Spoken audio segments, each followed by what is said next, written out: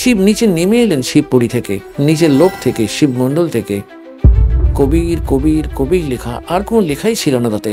জুলা তো তিনি কর্মানুসারে ছিলেন, কিন্তু এই পবিত্র বেদগুলির মধ্যে ঋগ্বেদের বিষয়ে যে আপনাদের সকল মন্ত্র আর মণ্ডল ও সূক্ত বললাম, একদম প্রেরণা হলো যে আমাকে কে ডাকছে, এক দাস হয়ে এখানে আসেন, এখানে কবির দাস, কবির দাস। এবার পুণ্যাত্মারা, এটা তো আমাদের বেদ বলছেই যে ওই অমর পুরুষ পরমাত্মার বেড়ে হয়ে ওঠার লীলা কুমারী গাভীর দ্বারা হয়ে থাকে। সর্বপ্রকার অধন্যা মানে কুমারী, ধীন মানে গরু, উত্রে মানে সশরীরে আসেন। এটাই নিয়ম, পরমাত্মা সশরীরে আসেন, সশরীরে চলে যান, শ্রেষ্ঠ আত্মাদের সঙ্গে মেলেন। আমার করু সতলোক পাঠাও অর্থাৎ বন্দি ছোড় কাহাও। এ তো অত্যন্ত, এর চেহারার এমন ঝলকানি, এমন রশ্মি বেরোচ্ছে যে একে দেখে মনে হচ্ছে যেন, আর বিষ্ণুজি বলছেন না, ইনি হলেন পূর্ণ ব্রহ্ম বিশ্বে বিষ, পার ব্রহ্ম পূর্ণ বিশ্বে বিষ। এই মন্ত্রের দ্বারা হয়ে যাবে যে মন্ত্র আমরা আপনাকে দিয়ে থাকি, প্রথম মন্ত্র। এতে মাঝের যে 5টি নাম রয়েছে, এতে আপনার 5টি কমল অন হয়ে যাবে। এখানে দেখবেন ঋগ্বেদ মন্ডল নম্বর 9, ঋগ্বেদ মন্ডল নম্বর 9। আর এবার পরমাত্মা বললেন, হে কাজীরা, আমার নাম কবিরই থাকবে।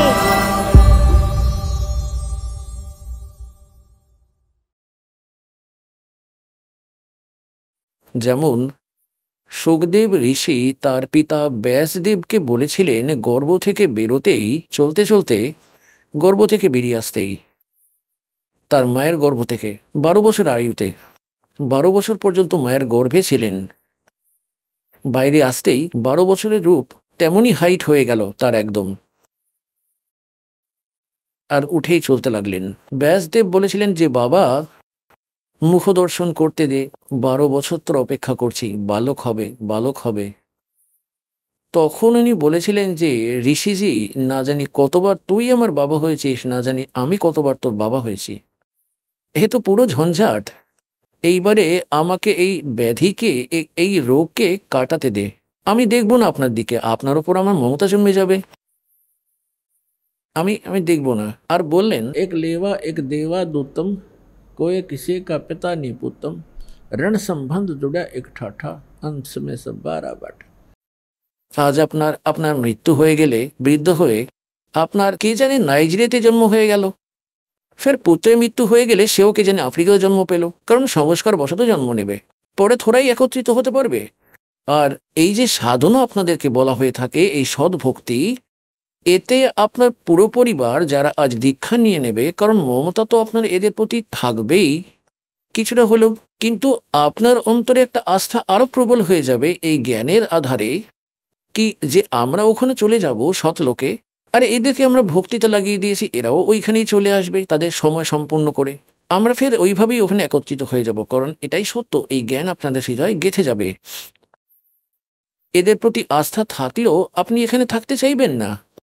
আস্থার অর্থ হলো যে তার অন্তরে ফিরে এসে এইখানেই এদের কাছে থাকার আস্থা যদি আপনার হৃদয়ে রয়ে যায়, তাহলে পার হতে পারবে না। এই জ্ঞানের আধারে আপনার আপনার হৃদয়ে এটা গেঁথেই যাবে যে এই লোক ঠিক নয়, হে ভগবান ফের জন্ম দেবেন না, হে পরমাত্মা আমাদেরও জন্ম আর দেবেন না।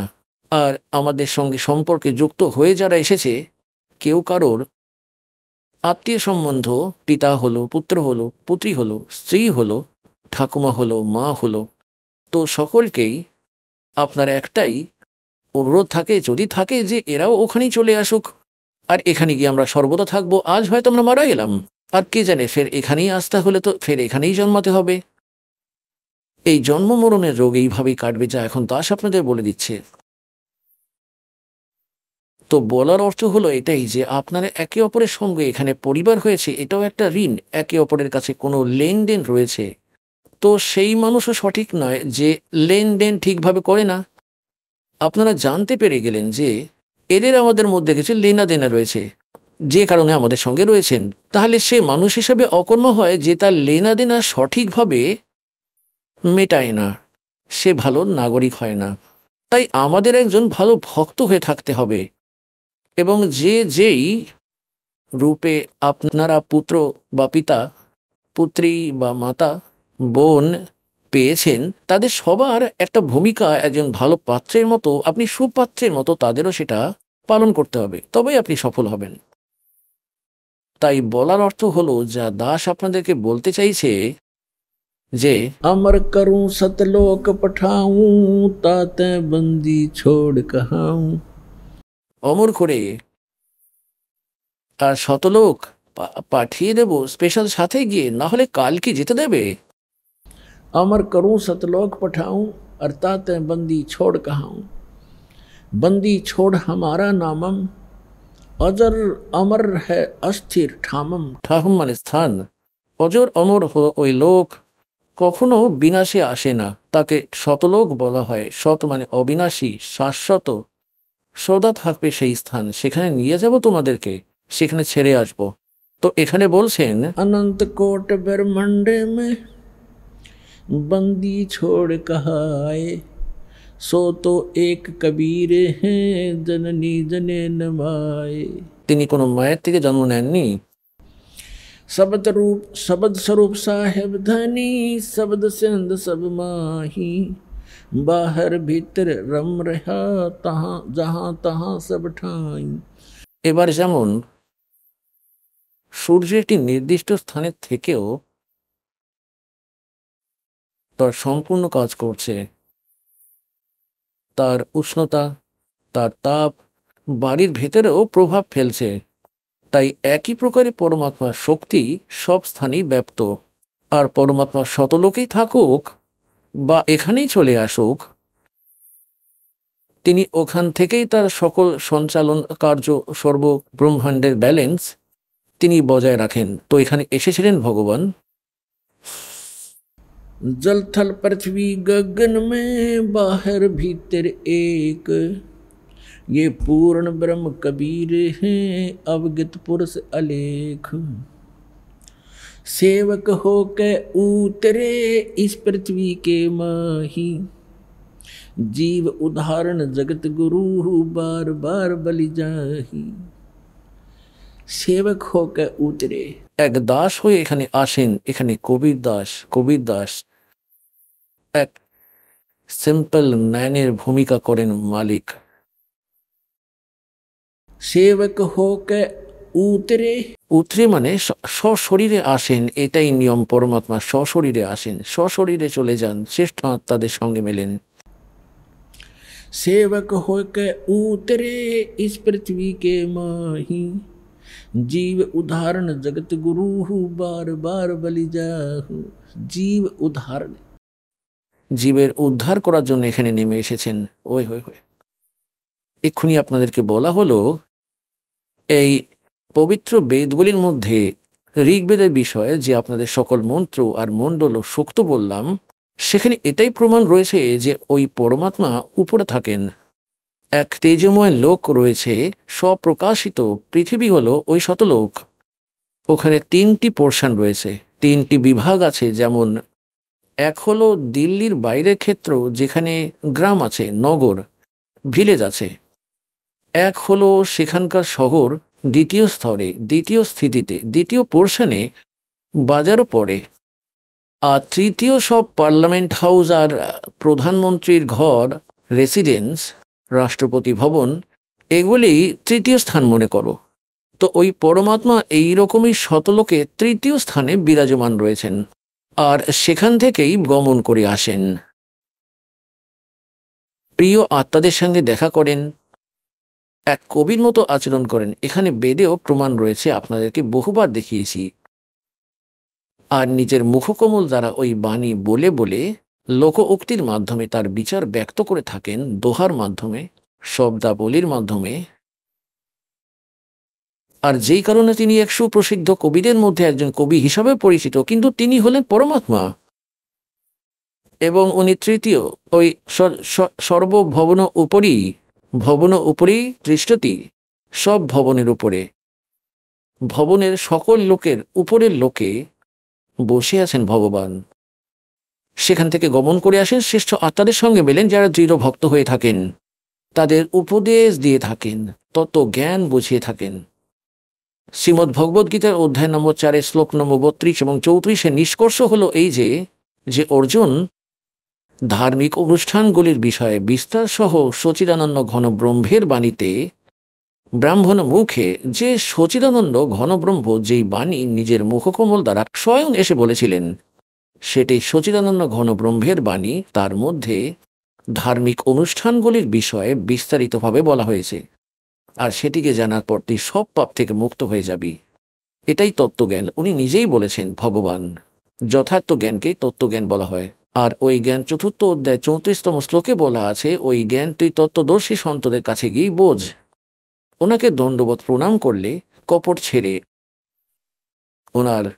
ওনাকে প্রার্থনা করলে, প্রসন্ন করলে, ওই তত্ত্বদর্শী সন্ত তোকে সেই তত্ত্বজ্ঞানের প্রচার করবেন, উপদেশ করবেন। তো সেই তত্ত্বজ্ঞান যেটি স্বয়ং ভগবানই এসে বলে থাকেন, আর তার মধ্যে কমপ্লিট স্পিরিচুয়াল নলেজ, সম্পূর্ণ আধ্যাত্ম জ্ঞান হয়ে থাকে। না হলে গীতা জ্ঞানদাতা একটি অধ্যায় আরও লিখিয়ে দিতেন যে ওই তত্ত্বজ্ঞান ওখানে পড়ে নাও, এতেই। কিন্তু গীতা আর বেদ, কোরআন ও পুরাণে, বাইবেলেও এই তত্ত্বজ্ঞান নেই। কিন্তু যে স্তরে সেই সকল শাস্ত্র রয়েছে তা ইনকমপ্লিট আছে, তবে ভুল বলা যায় না। যেমন মাধ্যমিকের সিলেবাস হয়, তার বই হয়ে থাকে, তো সেই বইগুলি ভুল হয় না, কিন্তু সেইগুলি বিএ বা এমএ এর জন্য নয়। কিন্তু ওই মাধ্যমিক পর্যন্ত শেখা পড়াশোনা পরবর্তীতে কাজে অবশ্যই লাগে। তাই একই প্রকারে আমাদের সদ্গ্রন্থগুলি আছে, তা সবই আধ্যাত্মিক মার্গকে বোঝানোর ক্ষেত্রে সহযোগী। তবে যথার্থ জ্ঞান পরমাত্মা স্বয়ং এসে দিয়েছেন, সেটি তত্ত্বজ্ঞান। তাই এখানে এটাই বলছেন গরিবদাস সাহেবজি, सेवक हो के उतरे इस पृथ्वी के माही, जीव उदाहरण जगत गुरु बार बार बलिहारी जाऊं उस परम पिता पे। जीव उदाहरण जगत गुरु, জগৎগুরু তিনি হয়ে থাকেন যিনি পুরো বিশ্বকে তত্ত্বজ্ঞান বলেন। যারা আজে বাজে বকে, শাস্ত্রবিরুদ্ধে জ্ঞান বলে, তারা নিঃসন্দেহে জগৎগুরু লেখেন, তবে তারা নকল ডুপ্লিকেট জগৎগুরু ও সদ্গুরু। তাই এখানে গরিবদাসজি বলছেন, জীবকে উদ্ধার করার জন্য, আমাদের জীবাত্মাকে উদ্ধার করার জন্য তিনি জগৎগুরু হয়ে এসেছিলেন পরমাত্মা 600 বছর পূর্বে। আর পরমাত্মাকে কবির সাহেবকে এক জোলা তাঁতি, এক অস্পৃশ্য বলা হতো ওনাকে। আর 64 লক্ষ শিষ্য হওয়া বালকের খেলা নয়। আজ থেকে 450 পৌনে 600 বছর আগে এই ভারতবর্ষের মধ্যে, এই ভারতের মধ্যেই, এই ভারত কতটা ছিল তখন? পশ্চিমী এবং ওই পূর্ব পাকিস্তান অবধি, আফগানিস্তান, বালুচিস্তান, ইরাক ও ইরান অবধি ভারত ছিল সেই সময়। আর তাতে কতই বা জনসংখ্যা হবে সেই সময়? বড় জোর 4.5 কোটি। আর 4 কোটি জনসংখ্যার মধ্যে 64 লক্ষ শিষ্য হওয়া, এক জোলার কি হতে পারে? উনি জোলা হতে পারেন? উনি সমর্থ শক্তি ছিলেন। জোলা তো তিনি কর্মানুসারে ছিলেন, কিন্তু উনি পরমাত্মা ছিলেন। আর কর্ম এই কারণ করছিলেন যে, ভাই, আমার থেকে নির্ধন কেউই নেই। আর পরমাত্মাকে পাওয়ার জন্য সদ্ভক্তি চাই, সে চাই গরিব হোক, চাই ধনী হোক। কারণ তিনি রাজাদেরকেও দীক্ষা দিতেন, আর শেঠদের, সাহুকারদেরও দীক্ষা দিতেন, কিন্তু তাদেরকে সত্যতার পরিচয় করালেন যে মোক্ষ পাওয়ার জন্য এই অকাজের সংসার ছাড়তে হবে, তবেই মুক্তি পাবে। তো এই কারণে এখানে গরিবদাসজি বলছেন যে উনি দাস হয়ে নামলেন। যেভাবে রামানন্দজিকেও পরমাত্মা সচখণ্ড নিয়ে গেলেন শতলোক শাশ্বত স্থানে, স্বামী রামানন্দজিকে আবার ফেরত পাঠালেন। তখন বলেছিলেন, दोहू ठोर है एक तू भया एक से दो, दोहू ठोर है एक तू, ওপরেও আপনিও আছেন আর নিচেও আপনিই রয়েছেন। और गरीबदास हम कारणे तुम आए हो मगदो। গরিবদাসজি তার বাণীতে লিখেছেন। গরিবদাসজির এই কারণেই নাম নেওয়া হয়, যেমন তুলসীদাসজির তার চৌপাইগুলোতে তার নাম তুলসীদাস থাকে, কিন্তু মহিমা শ্রীরামের বলা থাকে। তাই গরিবদাসজি চিত্রিত করছেন রামানন্দজি যা দেখেছেন, যা বলেছেন, যা ভেবেছেন। बोलत रामानंद जी सुनो कबीर करतारे, गरीबदास सब रूप के तुम ही सृजनहारे। তো এখানে কি বলছেন, যে প্রসঙ্গটি চলছে, काशीपुरी कष्ट किया उतरे अदर अदारे। উত্তরে অবতরিত হলেন। কোনো মায়ের গর্ভ থেকে জন্ম কবির সাহেবজি নেননি। मोमिन को मुजरा हुआ जंगल में दीदारे, कोट किरण शशि भान सुध आसन अधर विमान और परसत पूर्ण ब्रह्म को ये शीतल पिंड और प्राण। गोद लिया मुख चूम कर हेम रूप झलकनते, जगर मगर काया करे जैसे दमके पद्म अनंत। काशी उमटी गुल भया उस मोमिन का घर घेरे, कोई कहे ब्रह्मा विष्णु है, कोई कहे इंद्र कुबेर, कोई कहे वरुण धर्मराय है, कोई कहते ईसे, 16 कला सुभान गति, कोई कहे जगदीश। भक्ति मुक्ति ले उतरे वो मिटन तीनों ताप, मोमन का डेरा लिया फिर कहे कबीरा बाप। दूध न पीवन अन्न भखे है, ना पालने झूलंत, अधर अमान ध्यान में कमल कला फूलंत। कोई कहे ये छल ईश्वर नहीं, कोई किन्नर कहलाए, कोई कहे ये गण ईश का जो जो मात्र सावे। এবার যেই এসে দেখে কেউ কেউ যে যার ভাবনা দিয়ে ছেলেটির মহিমার কথা বলে দিচ্ছে, কেউ এটাই বলছে যে সে বরুণ জলের দেবতা, আবার কেউ বলছে এ তো অত্যন্ত এর চেহারার এমন ঝলকানি, এমন রশ্মি বেরোচ্ছে যে একে দেখে মনে হচ্ছে যেন এখানকার কোনো ধর্মরাজ প্রকট হয়েছেন, যার যতটা আত্মা নির্মল ছিল ভগবানকে সেইভাবে দেখেছিলেন তারা। কেউ এটাই বলছে कोई कहत ये ईश, এ তো ভগবান। और 16 कला सुभान गति, कोई कहे जगदीश। তারপর বলছেন कोई कहे छल ईश्वर नहीं, না ঈশ্বর নয়, এ কোনো দেবতা বা কোনো গণ, কোনো বৃহন্নলা। और कोई कहे गण ईश का जो जो मात्र साए। खलक मुलक देखण गया ये राजा प्रजा रीत, রাজা ও প্রজাও দেখতে এলেন ওই পরম পিতাকে। ওই ছোট্ট বাচ্চাটিকে এতটা সুন্দর ছিলেন। जम्बू दीप जिहान में वो उतरे शब्द अतीत। এই জম্বু দ্বীপে, এই আমাদের ভারতবর্ষের মধ্যে ওই পরমাত্মা অবতরিত হলেন শব্দ স্বরূপী রূপে, অবিনাশী রূপে। दुनी कहे यो देव है, और देव कहते हैं ईश, ईश कहे पर ब्रह्म है, ये पूर्ण विश्व बीस। এবার দুনিয়া তো বলছে ইনি দেবতার মতো দেখতে, আর দেবতারা বলছেন ওপর থেকে যে না, ইনি তো ভগবান। তারা কাকে ভগবান বলে মনে করেন? বিষ্ণুজিকে দেবতা? আর বিষ্ণুজি বলছেন না, ইনি হলেন পূর্ণ ব্রহ্ম বিশ্বে বিষ, পার ব্রহ্ম পূর্ণ বিশ্বে বিষ, এতে কোনো সন্দেহ নেই। আর তারপর কি বলছেন? भक्ति मुक्ति ले उतरे। ओए होए। যেমন ঋগ্বেদ মণ্ডল নম্বর 9 সূক্ত 95 95 এর মন্ত্র 2তে বলা আছে যে ওই পরমাত্মা আসেন এবং বিচরণ করতে থাকেন, চলাফেরা করেন, এক কবির মতো আচরণ করতে থাকেন। ঋগ্বেদ মণ্ডল নম্বর 9 সূক্ত 94 এর মন্ত্র 1 এবং মণ্ডল 9 সূক্ত 95 এর মন্ত্র 2 এর সারাংশ হলো ওই পরমাত্মা, এর সারাংশ হলো যে ওই পরমাত্মা কবিদের মতো আচরণ করেন, নিজের মুখকমল দ্বারা নিজের বাণীতে বলে বলে জ্ঞান শোনান, আর তিনি এমন গূঢ় মন্ত্র, গুপ্ত মন্ত্রগুলি প্রকট করে থাকেন। এখানে গুপ্ত জ্ঞান ও গুপ্ত মন্ত্রগুলিকে প্রকট করেন। যেমন কবির সাহেবজি বলেছেন, सोहम शब्द हम जग में लाए, और सार शब्द हमने गुप्त छपाए। তো এই সোহম শব্দ আপনাদেরকে কোনো বেদ, গীতা অথবা পুরাণেও পাবেন না।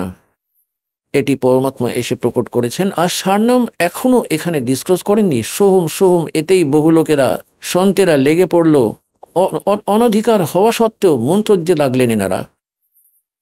আর এই মন্ত্র এনারা দেওয়ার অধিকারী নন, এই দাসের অতিরিক্ত বিশ্বে নেই কেউ। আর এই সার নাম, সেটা তো এদেরকে হাওয়াটাও লাগতে দেননি, সেটা দাসের কাছেই আছে। তাই এই কমপ্লিট কোর্সেই ট্রিটমেন্ট হবে। তাই কি বলছেন, भक्ति मुक्ति ले उतरे, নিয়ে অবতরিত হলেন। भक्ति मुक्ति ले उतरे ये मिटन तीनों ताप, मोमन के डेरा लिया ये कहे कबीरा बाप। आह, একজন মুসলমানের, মুমিন মুসলমানের ঘরে, জোলার ঘরে সেখানে থাকতে লাগলেন। আর জোলাকে বাবা, পিতা বলছেন, বাবা বাবা বলছেন। জোলা নীরুকে পিতা পিতা বলে রাখছেন। दूध न पीवे न अन्न बखे, नहीं पलने झूलनते, अदर अमान ध्यान में वो कमल कला फूलनते। এবার গরিবদাসজি বলছেন, ना दूध पीवे ना अन्न खावे, অথচ আর স্বাস্থ্য একই রকমই, যেমন কমলের ফুল হয়ে থাকে। कमल कला फूलनते। পদ্ম ফুলকে এমনভাবে পরমাত্মা তাকে শক্তি দিয়েছেন, এমন গুণ দিয়েছেন যে পদ্মফুল যে কোনো সরবরাই হয়ে থাক না কেন, আর সেখানে যত স্পিডে জল প্রবেশ হয়ে যাক, অথচ সেটি জলের স্তরের সঙ্গে সঙ্গেই বাড়তেই থাকে। যতই বেড়ে যাক, যতই উঁচু হয়ে যাক, সেটি জলের সঙ্গেই বাড়তেই থাকে, উপরে পৌঁছে যায়, থাকবে, উপরের পৃষ্ঠেই থাকবে। তাই পরমাত্মা বলছেন, গরিবদাসজি বলছেন যে परमात्मा ना दूध पीवे ना अन्न खावे, অথচ শরীর স্বাস্থ্য এমন যেন প্রফুল্লিত হচ্ছে, শরীর এমন সুস্থ, যেমন বাচ্চাটি প্রতিদিন কিলো দুধ পান করে, 1 কিলোগ্রাম করে, এমন সুস্থ শরীর। এখন যখন নিমা দেখলো যে, নিরীহ দেখলো যে এই বালক কিছু খাচ্ছে না, পান করছে না, 1 দিন হলো, 2 দিন হলো, 4 দিন, 10 দিন, 20 দিন এবং 25তম দিনে অত্যন্ত চিন্তিত হলেন তারা। আর নিমা তো এটাও ভেবে নিল যে, হে ভগবান শিব, হয় আপনি দিতেন না, আর পরমাত্মা দিয়েও আবার নিয়েও নিচ্ছেন, আর আমি বাঁচতে চাই না, আমি বাচ্চার সাথেই মরব, আর আমি বাঁচতে চাই না। এর প্রতি আমার এমন মোহ হয়ে গিয়েছে, এত মায়া জন্মে গেছে। সে ফাইনাল সিদ্ধান্ত করে নিল যে, আর অন্তর্যামী সামনে বালক রূপে শুয়েছিলেন, তিনি জানতেন যে আজ এই বৃদ্ধা পাক্কা মারা যাবে। আমি তো মরবো না, কিন্তু ও বলছে যে বালক মরলে তো আমিও মরবো, আর চিন্তায় চিন্তায় মরে যাবে। আমি তো মরবো না, কিন্তু এ নিশ্চয়ই মরে যাবে। তাই পরমাত্মা বলছেন যে, कहते करे करावे साइया, मन में लहर उठा, दादू सिरदर जीव के वो आप बगल हो जाए। এবার পরমাত্মা রিমোট দাবালেন ভগবান শঙ্করের। শিবমণ্ডল শিবপুরীতে বসে ওনার লোকে একদম প্রেরণা হলো যে আমাকে কে ডাকছে। নিঃসন্দেহে তারা মুসলমান হয়ে গিয়েছিল, কিন্তু তাদের আরাধনা আর তাদের আরজি ভগবান শঙ্করের কাছেই করতেন। এমনিতেও পুণ্যাত্মারা ধীরে ধীরে এই জ্ঞানের আলো ছড়াবে। এই সম্পূর্ণ মুসলমান ধর্মই এই শঙ্কর ভগবানের পূজারী, কিন্তু এরা সেটাকে বুঝতে পারছে না। আর যে ওদের কুরআন শরীফের জ্ঞানদাতা আছেন, সে হলো এই কাল জ্যোতি নিরঞ্জন। এই গীতার জ্ঞান দিয়েছে, এই বেদেরও জ্ঞান দিয়েছে, আর এই বাইবেলেরও জ্ঞান দিয়েছে। আর গরিবদাস সাহেবজি বলছেন যে, वही मोहम्मद वही महादेव, वही मोहम्मद वही महादेव, वही आदम वही ब्रह्मा, दास गरीब दूसरा कोई नहीं, देख अपने घर में। এবার গরিবদাসজি বলছেন যে তোমরা আলাদা আলাদা ভেবে ঝগড়া করছো। উনি যেমন ঈশাজি এসেছিলেন শ্রী বিষ্ণুর লোক থেকে, আর হজরত মোহাম্মদজি এসেছিলেন ভগবান শঙ্করের লোক থেকে, আর বাবা আদম এসেছিলেন শ্রী ব্রহ্মার লোক থেকে। তাই এখানে পরমাত্মা, গরিবদাসজি বলছেন, পরমাত্মা থেকে প্রাপ্ত জ্ঞানের আধারে যে कि वही मोहम्मद वही महादेव,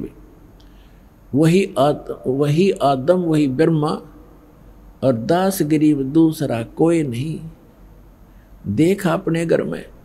যে আপনি যদি সাধনা করে দেখে নেন প্রত্যেক মানব শরীরের মধ্যে যে কোনো ধর্ম জাতির সঙ্গে সম্পর্কিত সব একই রকম, তাদের মধ্যে কমলগুলিও একই রকম। যে আমাদের মেরুদণ্ডের হাড় যাকে ব্যাকবোন বলা হয়, পেছনের যে হাড়টি আছে ব্যাকবোন, এর ভেতরের সাইডে যেমন বহু এমন স্থান আছে যেখানে ছোট ছোট এইরকম নাভিকমল, নিচে মূল কমল, মলদার থেকে ওই 2 আঙুল উপর ভিতরের দিকে, আর তার থেকে 2 আঙুল উপরে 7 কমল আছে ব্রহ্মাজির।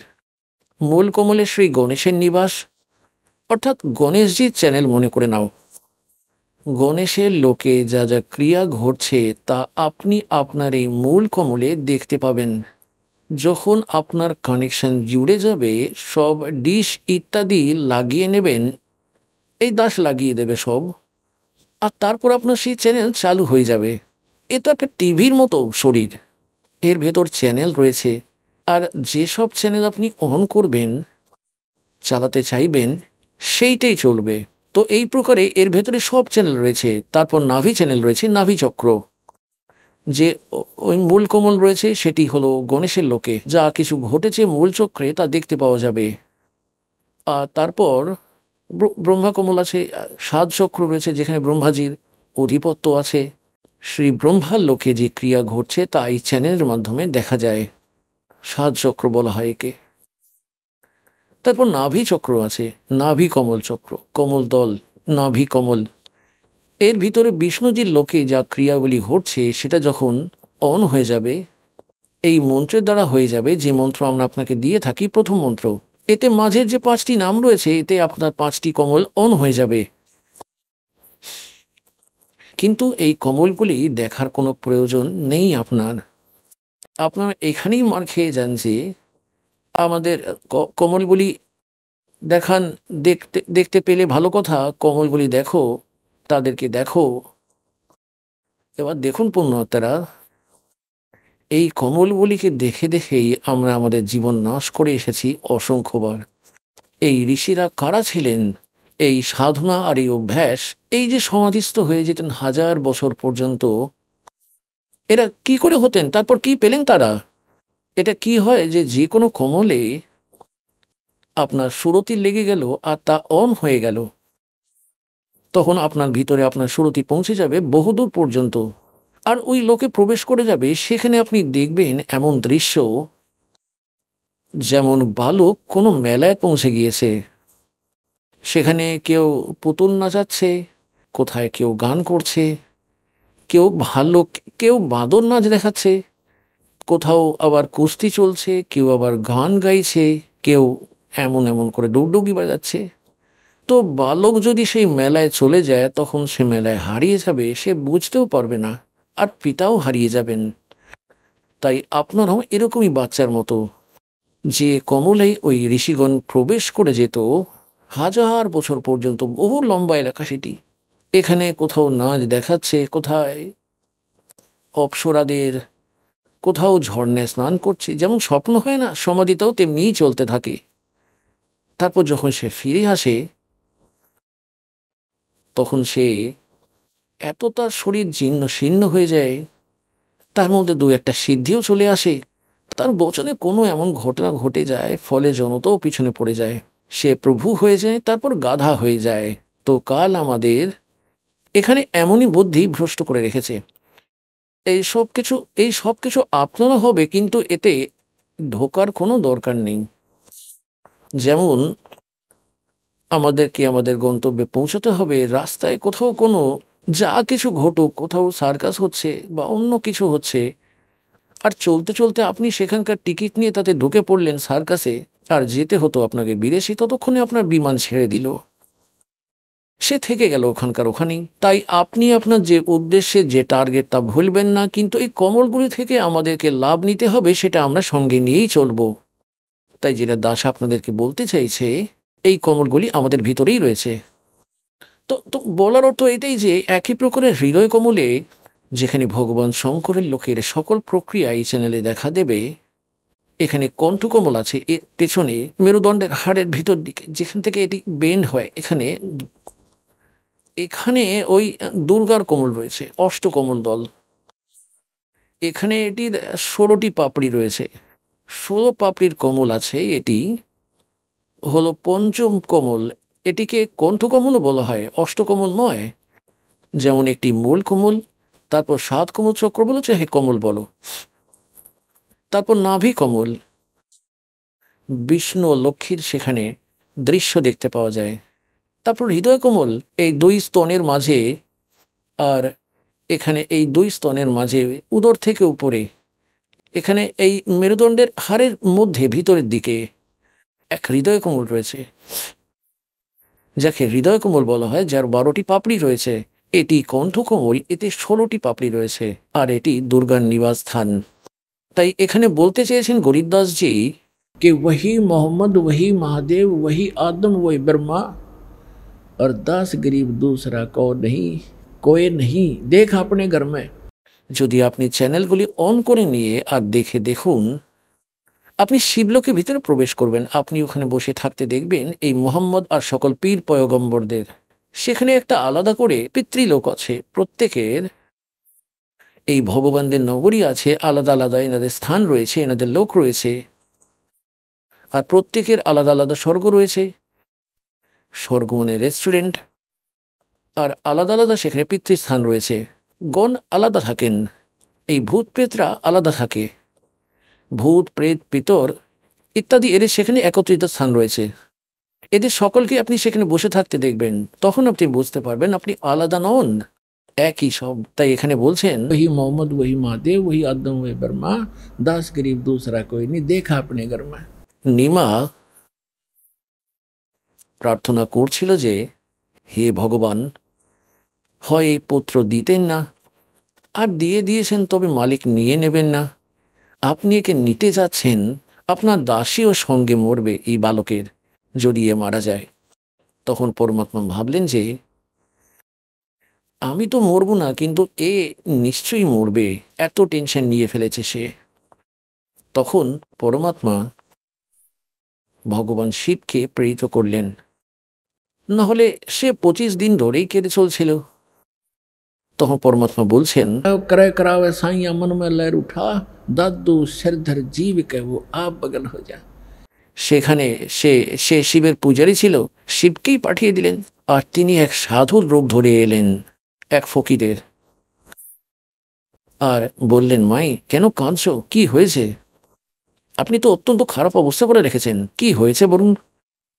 তখন সে বলল, মহারাজজি আমি মহা দুঃখী, আমার দুঃখের কথা শুনবেন না, আপনি সইতে পারবেন না, আপনিও দুঃখিত হয়ে যাবেন আমার মতো দুঃখিনীর দুঃখের কথা শুনে। ভগবান শিব বললেন, মাই বেটা, বলা হয় যে নিজের দুঃখের কথা অন্য কাউকে শোনালে কিছুটা হালকা হয়ে যায়। ঠিক আছে, আমি কিছু করতে পারবো না, কিন্তু কিছু বিধি বলে দেবো, হতে পারে কাজ হয়ে যাবে। তখন মাই ভাবলেন, বলেই দেখি এই মহাত্মাকে। মহাত্মারা শক্তিশালীও হয়ে থাকেন, কিন্তু এর আগেও তিনি বহু মহাত্মাদের কাছে গিয়েছিলেন, কোথাও কোনো স্বস্তি মেলেনি তার, ঝাড়ফুঁক করেইছিলেন, সকল নজর ইত্যাদিও ছাড়িয়ে নিয়েছিলেন। কিন্তু মালিকের কি নজর লাগে? কোনো যন্ত্রমন্ত্র করা সম্ভব ছিল, কিন্তু আমরা তো বাচ্চা আছি এই জ্ঞানে। তখন সে নিমা সব কাহিনী বলল যে, আমি নিঃসন্তান ছিলাম মহারাজ।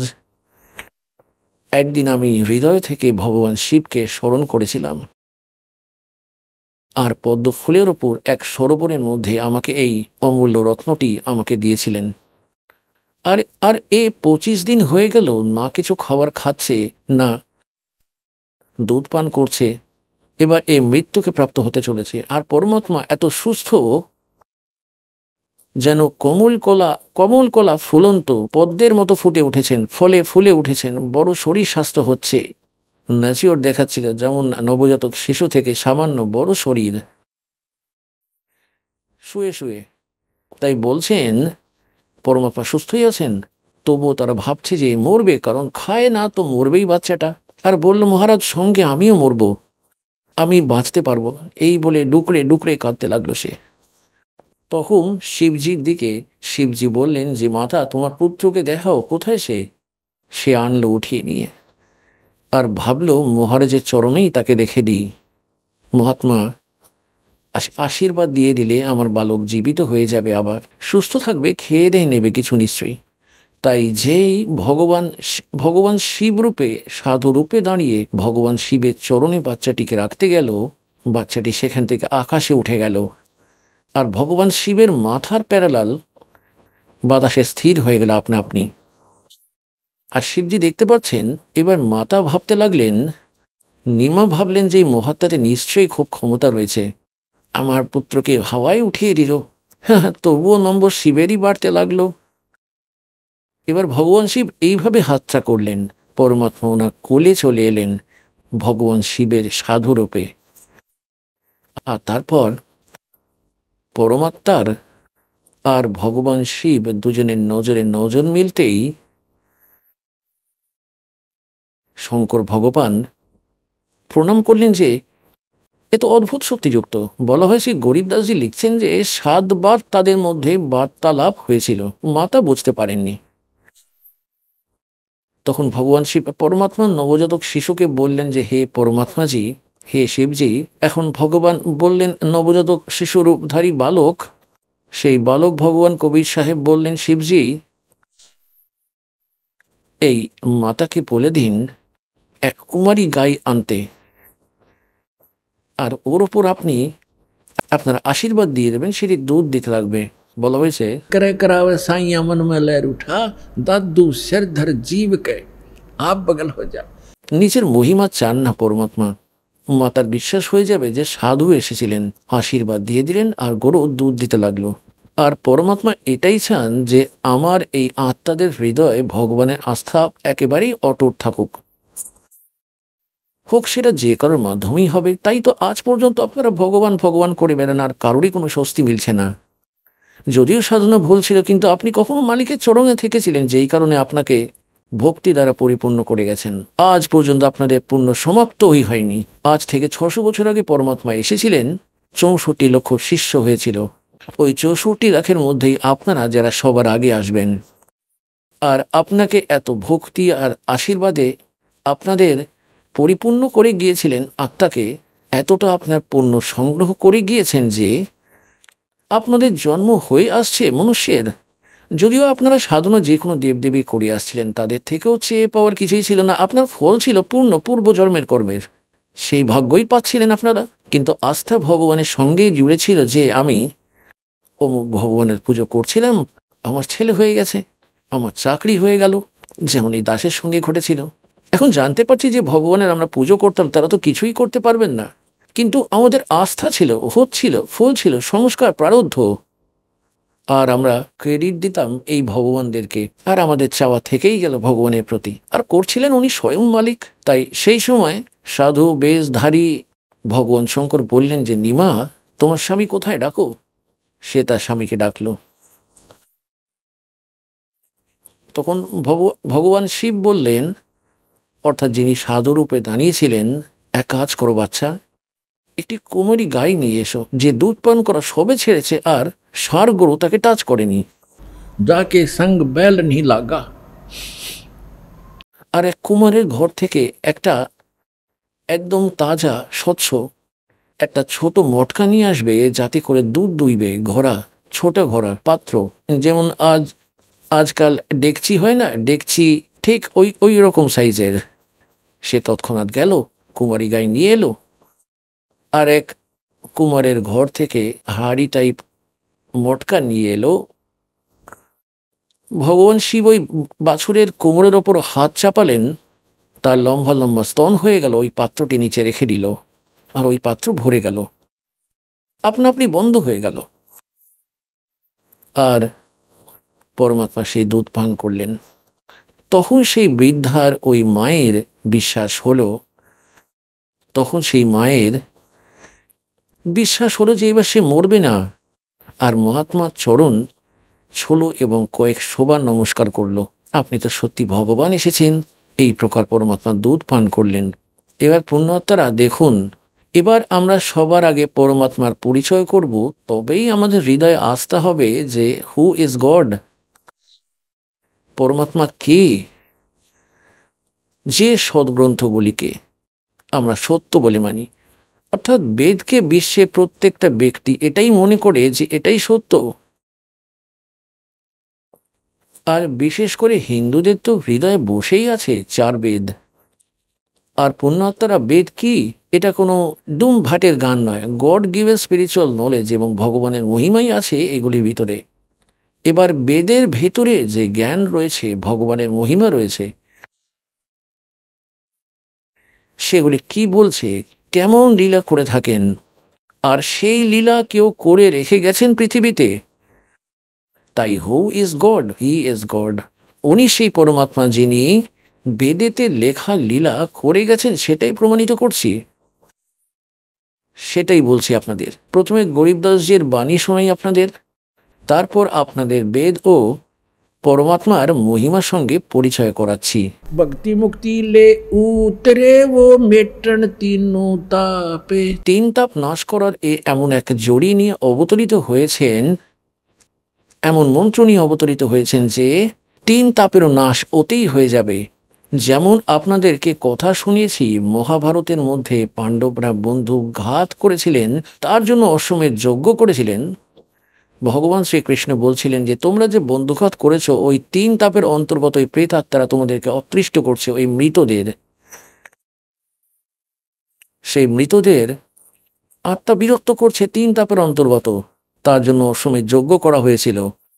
কিন্তু কোনো ঋষি মহর্ষি ও শ্রীকৃষ্ণের ভোজন খাওয়াতে ওই শঙ্খ বাজেনি, অর্থাৎ ওই যজ্ঞ সম্পূর্ণ হয়নি। যজ্ঞ সম্পূর্ণ হলে তবেই সেই তিন তাপ কাটবে। তাই তিনি বলছেন 33 करोड़ यज्ञ में आए वो सहस 88 सारे। 33 কোটি দেবতা, 88,000 ঋষি, 12 কোটি ব্রাহ্মণ, 56 কোটি যাদব, সকলে ওই যজ্ঞে ভোজন খাওয়া হয়ে গিয়েছিল, কিন্তু শঙ্খ বাজেনি। 33 करोड़ यज्ञ में आए वो सहस 88 सारे। 12 कोट वेद के वक्ता वो सुपच का शंख बजा रे। बन तू पावेगा अपना किया रे, भोग गयो अपना किया रे। বলা হয়েছে 33 करोड़ यज्ञ में आए सहस 88 सारे। আর 12 কোটি বেদের বক্তা, 12 কোটি ব্রাহ্মণ, वहां उस सुदर्शन का शंख बजा रे। সুদর্শনের কারণে শঙ্খ বাজে। ওই পরমাত্মা স্বয়ং এসেছিলেন। বেদ বলছেন যে ওই পরমাত্মাই এমন মন্ত্র দেন যাতে আপনার ওই তিনটে তাপ কাটবে। तुम कौन राम का जपते जापम, तात कटे न ये तीनों तापम। আর এক্ষুনি আপনাদেরকে বললাম বেদে ঋগ্বেদ মণ্ডল নম্বর 9 সূক্ত 95 মন্ত্র নম্বর 2 আর 94 মন্ত্র 1, 9 মণ্ডলের সূক্ত 94 মন্ত্র 1 স্পষ্ট করা হয়েছে যে পরমাত্মা কবিদের মতন আচরণ করে থাকেন, ঘুরে বেড়ান এবং তার মুখকমলে বাণী বলে থাকেন। আর ওই পরমাত্মা একটি গুপ্ত মন্ত্রের আবিষ্কার করে থাকেন, প্রকট করেন গুপ্ত মন্ত্রটিকে। ওটাই ওই তিনটে তাপকে কাটবে। আর সেটাই গরিবদাসজি বলছেন, তার প্রমাণ দিচ্ছেন। भक्ति मुक्ति ले उतरे। উতরে মানে অবতরিত হলেন, সশরীরে আসেন, নেমে আসা যেমনকার তেমন আসা। भक्ति मुक्ति ले उतरे वो मेटन तीनों ताप। मोमिन के डेरा लिया वो कह कबीरा बाप।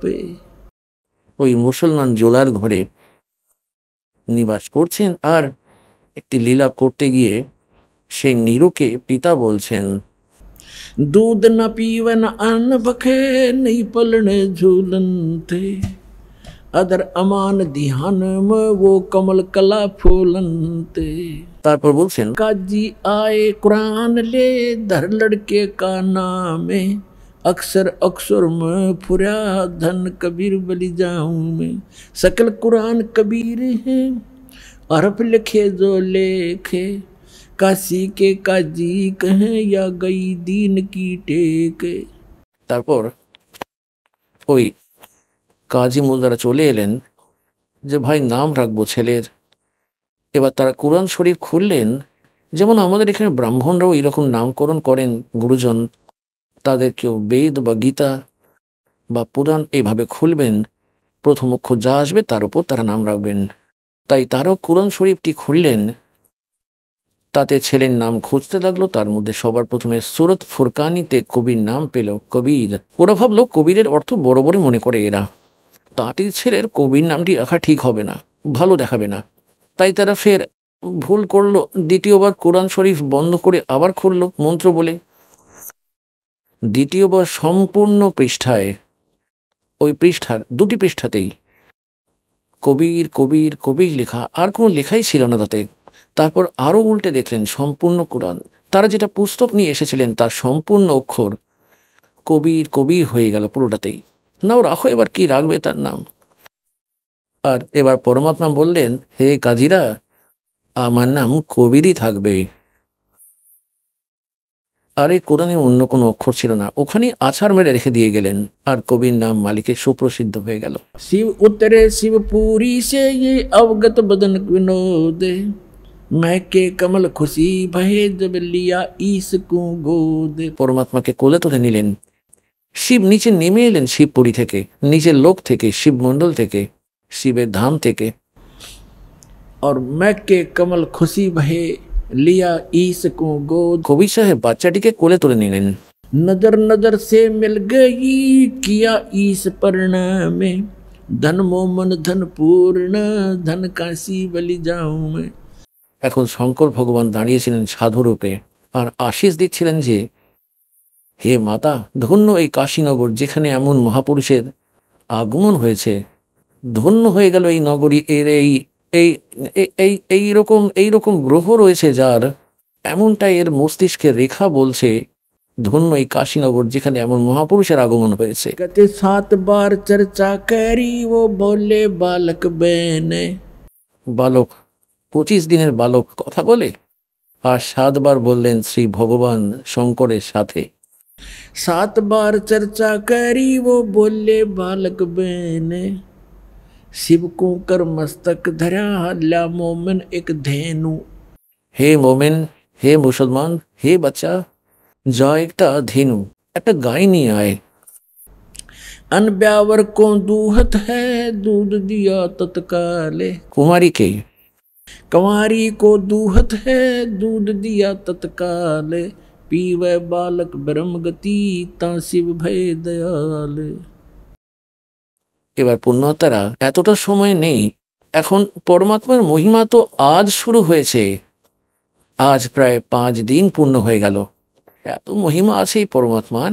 এক তো প্রথমে আপনাকে দেখাই যে, এখন তো দাস ভরবলি শোনালো শ্রদ্ধেয় ধর্মদাস সাহেবজি, যিনি পরমেশ্বরের সঙ্গে সাক্ষাৎ করেন আর তার দিব্য দৃষ্টি খোলা ছিল। সেই হিসেবে পূর্বের ঘটনাবলী যেমনকার তেমন লিখেছেন সত্যতা, যে কুমারী গাইয়ে দুধ পান করলেন পরমেশ্বর, শ্রী শিব তার কোমরে হাত রাখলেন, তাতেই দুধ দিল।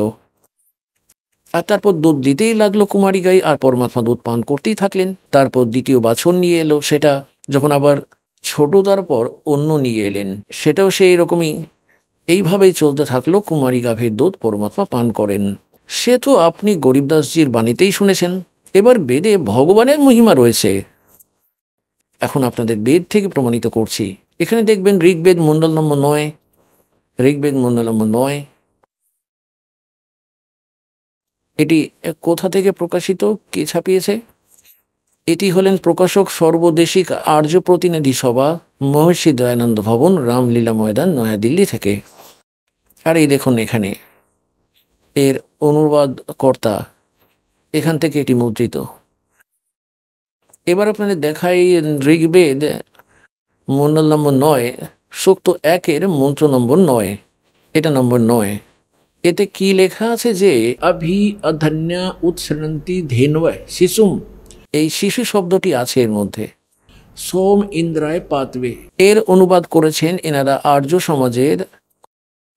সমাজিয়াই, কিন্তু এনারা সামান্য ভুল করেছেন। এবার দাস এটিকে ঠিক করবে। ওই সোম মানে পরমাত্মা, ওই সোম স্বভাবওয়ালা পুরুষ না, পরমাত্মা। এই দেখুন, স্বয়ং মানে এরা স্বয়ং।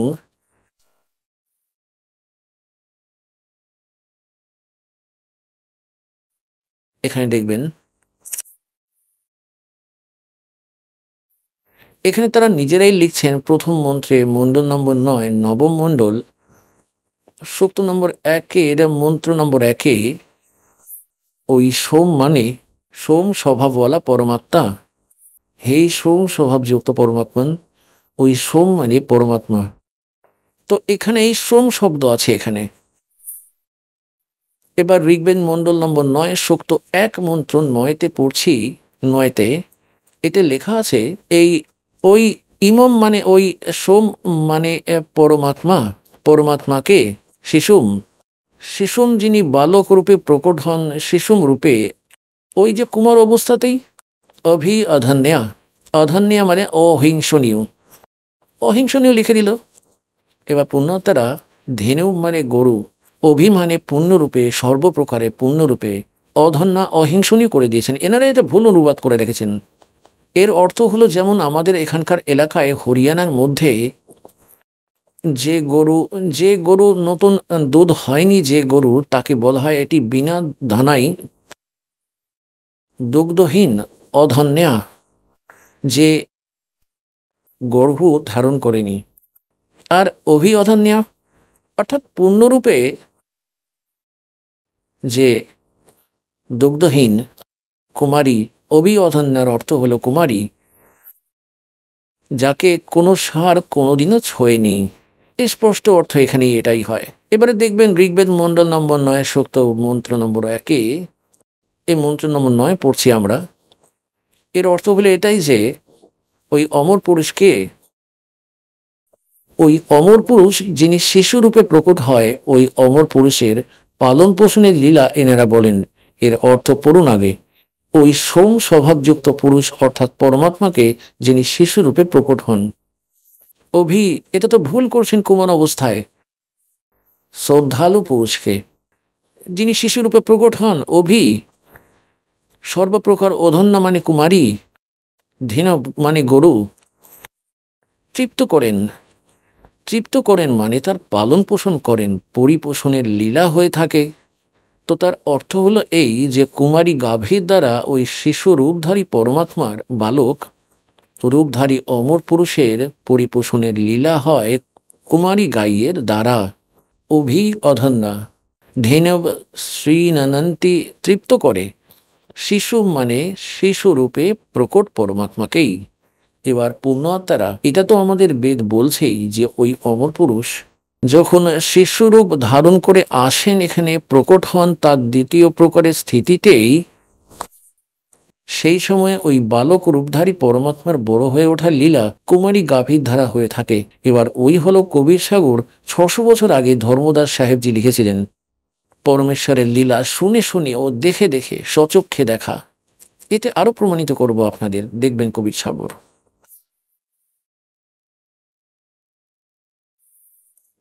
খেমরাজ শ্রীকৃষ্ণ দাস প্রকাশন, মুম্বাই থেকে প্রকাশিত। এই দেখুন, এখানে দেখুন, এই হলো কবির সাগর। আর এরকে কবিরপন্থী ভারত পথিক স্বামী যুগলানন্দ বিহারী দ্বারা পরিশ্রুত। কোথা থেকে ছাপানো হয়েছে? প্রকাশক ও মুদ্রক হলেন খেমরাজ শ্রীকৃষ্ণ দাস, অধ্যক্ষ শ্রী ভেঙ্কটেশ্বর প্রেস, খেমরাজ শ্রীকৃষ্ণ দাস মার্গ, মুম্বাই। এইসব। এবার আমি আপনাকে এর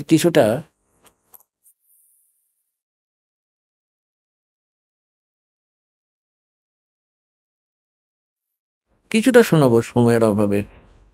এবার এখানে লেখা হয়েছে জ্ঞান সাগরের মধ্যে, कि सुन जुल्हा मन भयो आनंदा, जिमी चकोर पायो निशी चंदा। রাত্রে যেমন তিতির পাখি চাঁদ দেখতে পেয়ে যায়, ততটাই খুশি হলেন বাচ্চাটিকে পেয়ে। और सुत ले चले हर्ष मन कीना, तासो पुन असबोल ही दीना। सुत काशी को ले चले लोग देखण ते आव, अन पानी बक्से नहीं जुल्हा शोक जनावे। সে কিছু খাওয়া দাওয়া করেনি, তাই দুঃখিত হয়ে গেল জুলাহা। तब जुल्हा मन कीन तिवाना, रामानंद सो कही उत्पाना। এনারা কিছুটা ভুল করে ফেলেছেন অনুবাদ লিখতে গিয়ে, হেরফের করে ফেলেছেন কিছুটা। তাই কবি সাহেব দয়া করলেন ওনার প্রিয় আত্মা গরিবদাস সাহেব, গ্রাম ছোড়ানি, জেলা ঝাজ্জার, হরিয়ানার নিবাসী দ্বারা নিজের মহিমার বাণী পুনরায় প্রকট করিয়েছেন কিছুটা। আর কবির সাগরের মধ্যে বলেছেন যে 12তম পন্থে গরিবদাসের পন্থ হবে, তাতে আমারই মহিমাবাণী আবার প্রকট হবে। তাই এতে কোনো গন্ডগোল থাকলে শুদ্ধ হয়ে যায়, প্রমাণিত হয়ে যায়। এতে এনারা রামানন্দজির সঙ্গে জুড়ে দিয়েছেন যে ওই নিরু যিনি আছেন রামানন্দজির কাছে গেলেন আর ওনাকে তার সন্তানের দুঃখের বিষয়ে বলল এ দুধ পান করে না। রামানন্দজি তারপর বললেন যে কুমারী গাভী আনো। তোমার পুত্র কোনো জ্ঞানী বিদ্বান পুরুষ, এ কোনো সাধারণ ব্যক্তি নয়। তারা কুমারী গাভী আনলেন আর তারপর তার দুধ দ্বারা সে তৃপ্ত হলো। তারপর বলার অর্থ হলো এটাই যে যেমনই হোক আমাদের এটাই দেখতে হবে যে এই লীলা কবির সাহেবই করেছিলেন, হোক যেটা রামানন্দজি বললেন অথবা বাস্তবিকতা যেটা গরিবদাসজি বলেছেন সেটাই সত্য। আর এর থেকে এটাও প্রমাণিত হয় যে শৈশবে ওনার পরিপোষণের লীলা কুমারী গাইয়ের দ্বারাই হয়েছিল। আর আজ পর্যন্ত কোনো মহাপুরুষের হিস্ট্রি আমরা খুব পড়ে ফেলেছি, কিন্তু বেদে বর্ণিত বিধি অনুযায়ী মহিমা অনুযায়ী কারোরই লীলা প্রত্যাশিত নয় এক কবি সাহেবকে ছেড়ে। তাই এটাই প্রমাণিত হয়ে যাবে যে কবির ইজ গড। এই দেখবেন, तब जोल्हा मन भया कीन तिवाना रामानंद सो कही उत्पाना मैं सुत पायो बड़ो गुणवंता कारण कौन बखे नहीं संता। হে সাধু এ কোন কারণে ভোজন খাচ্ছে না? रामानंद धान तब धारा जोल्हा सो तब वचन उचारा पूर्व जन्म ते ब्राह्मण जाति। তুই পূর্বজন্মে ব্রাহ্মণ ছিলি, তোর কোনো সেবায় খামতি রয়ে গেছিল। हरि सेवा भूला की नहीं भली भांति और कुछ तो सेवा हर की चूका। তোর কোনো হরির পরমাত্মার কোনো সেবায় ভক্তিতে ভুলচুক হয়ে গিয়েছিল। चाहते भयो जुल्हा का रूपा प्रीति प्रभु गह तोर लीनी ताते उद्धान में सुत तो दीनी। পরমাত্মা তোর প্রতি প্রসন্ন হয়েছেন, তাই তোকে এখানে জঙ্গলে পুত্র দেন। हे प्रभु जस की ना तस पायो আমি যেমন করেছি তাই পেয়েছি। पर आरत हो तो दर्शन आयो। আমি দুঃখী হয়ে সংকটে পড়ে তোমার কাছে এসেছি। सो कहिए उपाय गुसाई बालक अक्षुदावत कुछ खाई। रामानंद अस युक्ति विचारा सुत तुम सुत कोई ज्ञानी अवतारा। তোর পুত্র কোনো বিদ্বান পুরুষ আছে, কোনো ভালো আত্মা। बचिया जाही बैल नहीं लागा ওই বাছুর নিয়ে আয় যাতে সার কখনোই ছোঁয়নি। सो ले ठाड करते ही आगा। তাকে एखाने এনে दाड़ करिए दे। ওই कुमारी बाछुर निये आए। दूध चले ते थनते दूध ही धरो छिपाई अक्सर उदावंत जब होवे ता कह देव खवाई। जुल्हा एक बछिया ले आया कंवारी बछिया जाके संग बैल नहीं लागा और चलो दूत कोई मरम न पावा। चलो दूत जुल्हा हरसाना राग छिपाए काहू नहीं जाना। এখানে দূত শব্দটি রয়েছে না, এখানে এবার এনারা দূত কে ছিলেন যেটা এখানে লেখা রয়েছে, এই পরমাত্মা এসেছিলেন, ভগবান শঙ্কর এসেছিলেন আর তারপর চলে গেলেন, হঠাৎ অন্তর্ধান হয়ে গেলেন। তাই তারা ভাবলো নিমা যে ইনি কেউ ভগবানের পাঠানো দূত ছিলেন এবং দূত ছিলেন ইনি আমার সংকট নিবারণ করে দিলেন। তারপর এখানে দেখুন दूध तब पीवत नाम कबीरा दूध तब पीवत नाम कबीरा खेलत संत संग मत धीरा। এবার পুণ্যাত্মারা আমাদের সর্বপ্রথম এটা চিহ্নিত করতে হবে যে যেই ভগবানের, যে আল্লাহর, যেই খুদার আমরা ভক্তি করছি তিনি কি সত্যি ভগবান আছেন কিনা। একদমই ঠিক। আমরা যখন কোনো কারবার করতে চাই, কোনো কিছু কিনি অথবা কোনো বস্তু নিই, তখন এটা দেখব যে সেটা সেই বস্তু আদৌ সেটাই কিনা। তাই আজ আপনাদের সামনে আমাদের পবিত্র সদ্গ্রন্থ বেদ প্রমাণিত করলো যে ভগবান যখন শিশুরূপ ধারণ করে আসেন ওনার পরিপোষণের লীলা কুমারী গাভীর দ্বারাই হয় এবং পরমেশ্বর স্বয়ং 600 বছর আগে সেই লীলা করেছিলেন, কারণ তার এটাই গুণ, তিনি এটাই করে থাকেন। আর এটাও বেদে প্রমাণিত আছে যে তিনি ওপরের লোকে থাকেন, সশরীরে মনুষ্য সদৃশ্যে দেখতে রাজার সমান সিংহাসনে বিরাজমান রয়েছেন, সেখান থেকে সশরীরে চলে আসেন, শ্রেষ্ঠ আত্মাদের সঙ্গে মেলেন, তাদেরকে উপদেশ করেন, জ্ঞান শোনালেন, কবিদের মতো আচরণ করেন, আর তিনি এইরকমই গুপ্তমন্ত্রের আবিষ্কার করে থাকেন। আর এটাই শ্রদ্ধেয় গরিবদাস সাহেবজি বলে দিয়েছেন এবং সেটাই আমাদের 600 বছর আগে মালিক লীলা করেছিলেন ওনার জীবনীতে বিদ্যমান রয়েছে। তো গরিবদাস সাহেবজি বলেছেন যে हम सुल्तानी नानक तारे दादू को उपदेश दिया जात जुलाहा भेद न पाया वो काशी मोह कबीर हुआ। अनंत कोट ब्रह्मंडे का एक रति नहीं भारे सतगुरु पुरुष कबीर हैं ये कुल के सर्जनहारे। এরপরে রামানন্দ এবং পরমেশ্বরের গোষ্ঠী অন্য কোনো দিন শোনাবো। এমন কামাল করে রেখেছেন গরিবদাস সাহেবজি, যথার্থ চিত্রার্থ করে রেখেছেন পরমাত্মার স্বচক্ষে দেখা মহিমা। তো পুণ্যাত্মারা সৌভাগ্য আপনাদের, আপনি সেই সকল বাচ্চারা ভগবানের যারা 64 লক্ষর মধ্যে থেকে, এবং আপনাকে খুঁজে চলেছেন কোথাও না কোথাও থেকে নিয়ে আসছেন, যে কোনো মাধ্যমেই হোক না কেন, কোনো পুস্তকের মাধ্যমে হয়, টিভির মাধ্যমে। আপনারা হলেন সেই হীরা পরমাত্মার, যার জন্য পরমাত্মা বলতেন गोता मारूं स्वर्ग में और जा बैठूं पाताल। গরিবদাস কবির সাহেবের মহিমা গান করছেন। गरीबदास ढूंढता फिरूं अपने हीरे मोतीलाल। আপনারা দেখছেন এই আশেপাশে এলাকার লোকেদের বিশ্বাস হচ্ছে না যে বড়বালার থেকে কেউ এসেছে বলে, আর আপনারা হাজার হাজার 2000 1500 500 800 কিলোমিটার থেকে পরমাত্মার টানে এখানে চলে আসছেন আপনারা। তাই আপনি ওই পরমাত্মার বিশেষ আত্মা।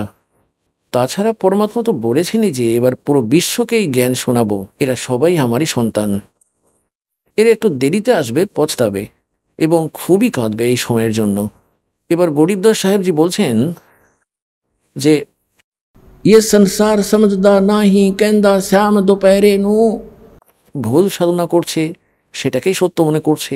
এমন নোংরা লোকে এত দুঃখ পাচ্ছে, তবুও বলছে যে আমরা ঠিকঠাক রয়েছি। এই আমরা ঠিকঠাক রয়েছি। আপনি যেই হন না কেন, মুখ্যমন্ত্রী আছেন, কাল অ্যাক্সিডেন্টে মারা গেলেন, ছাতা ঠিকঠাক আছেন, কাল গাধা হয়ে যাবেন। তাই বলছেন যে ये संसार समझदा नाही कहंदा श्याम दोपहरे नू। জ্বলে পড়ে যাচ্ছে রোদে আর বলছে আমি ঠিকঠাকই রয়েছি, সন্ধে বলছে এটাকে। और गरीबदास ये वक्त जात है रोवोगे इस पैरे नू। এই সময় বেরিয়ে যায় হাত থেকে, ফের কাঁদবে। আর এই মনুষ্য জীবনে সদ্ভক্তি মিলবে না। আর দাসকে পরমাত্মা তার কুকুর পাঠিয়ে রেখেছেন আপনাদেরকে জ্বালাচ্ছে। আর এখনো যদি না চিনতে পারো তবে বলছেন যে কাঁদবে বসে, এই সময় ফিরে আসবে না। समझा है तो सिर धर पाओ और बहर नहीं रे ऐसा था। বলো সদ্গুরুদেব কি।